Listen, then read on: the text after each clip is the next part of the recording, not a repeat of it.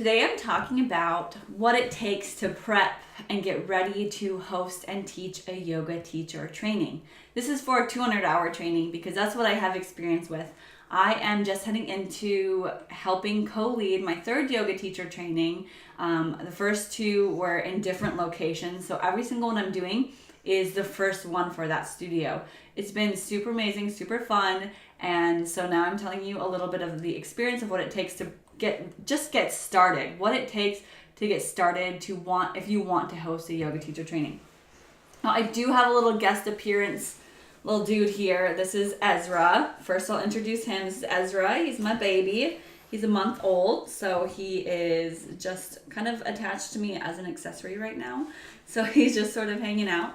My name is Ashley. I'm a yoga teacher and yoga teacher trainer, so I help people through yoga, fitness, and just how to live a better life, as well as teaching them the ins and outs of how to be a yoga teacher, whether it's business marketing online or pose breakdown type of stuff.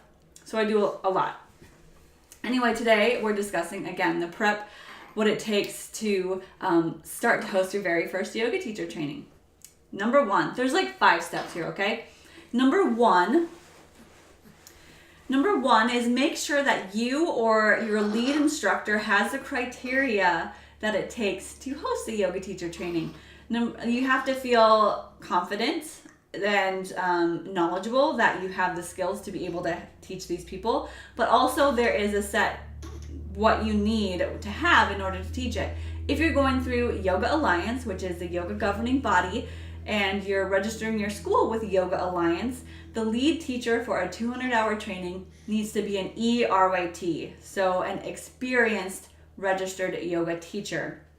They have to be registered with Yoga Alliance, as well as be an experienced 200-hour teacher, meaning you need at least 2 years of experience and 1,000 hours of teaching in the books on the line. So you have to track that.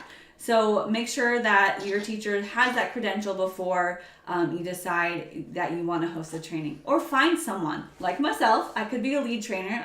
That's what I've done. I've gone to other people's and locations and led the trainings because I am a ERYT, registered yoga teacher.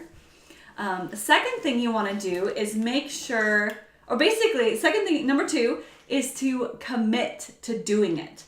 A lot of people will have great ideas and say, oh, we should really do this. We should really do that workshop. We should host this training. But they don't really ever make it happen.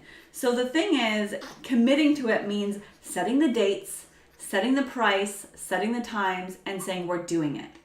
Put it out there, actually put it out there to say that you're doing it, and that way people can see it and you have to commit. So committing to it is number 2. Number 3 is start to build your curriculum or the messaging or the style of teaching that you want to be teaching to others. Whether that is hatha yoga or vinyasa or hot yoga or there's a lot of different, I'm gonna put him down. There's a lot of different things a lot of different styles you could potentially teach. So having your message, what your strengths are, that solidified for your marketing, which is a different step, but to have that down, and then your curriculum, which you will need to have in order to do step 4, which is registering with Yoga Alliance. Once you have the curriculum, so it's certain hours of things you'll have to check with Yoga Alliance, but like 100 hours of teaching and practicum, 25 hours of something, philosophy, 20 hours of anatomy. Once you have those, you can break it down and see what you're going to teach and then register through Yoga Alliance.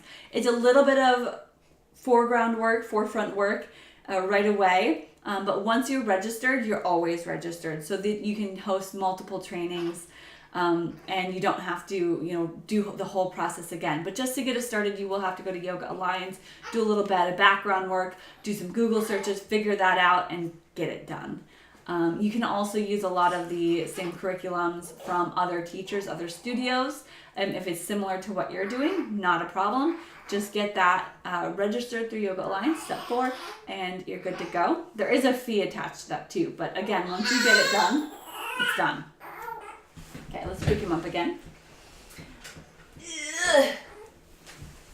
Number 5, the 5th step out of 6 actually. The 5th step is marketing, and this is a big one. So once you have your curriculum, you have your messaging, you have your brand, what you're doing, your dates, your price, everything like that, you want to be able to tell people about it. And there's a ton of ways, it can be its own video in fact, that you can do this. Think in traditional and non-traditional ways. So flyers, postcards, that kind of stuff in the studio, and then, or in coffee shops and stuff. And then Facebook ads, Instagram, social media, YouTube videos. And the biggest one for marketing is word of mouth. Having your teachers, having other teachers talk about it, having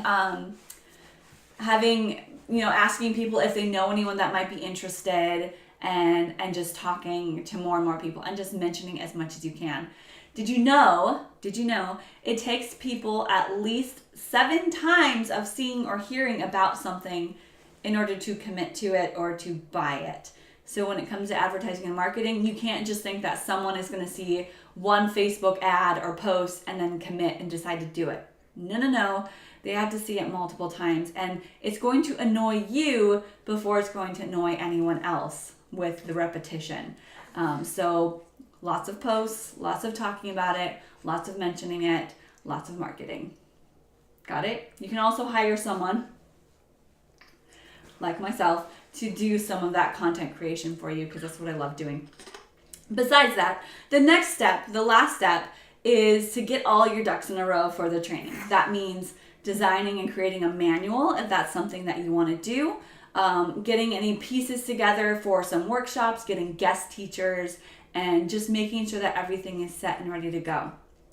And that is the steps to prep success for your yoga teacher training. Number 1, just check your criteria, see if you have what it takes. Number 2, commit to making it happen. Number 3, build your curriculum.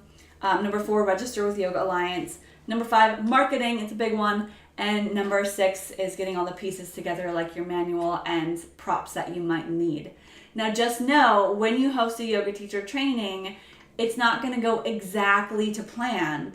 Depending on the students, the number, if you have more or less, you might have to shift and adjust. And that's something that we do as yoga teachers already in classes. So we do that as well when we're training yoga teachers to become teachers. I hope this video was helpful for you. You can always check out more at ashesyoga.com, where I have some other resources and stuff available. If you are interested in a new yoga teacher bundle package, which is brand new, that I'm offering, I'll have that in a link as well. It's a lot of the pieces that I've used for my yoga teacher trainings and what I've given out to people, like part of the manual I've created and all of that. If you need help with anything, again, leave a comment, subscribe, like, and whatnot, and I will be seeing you next time.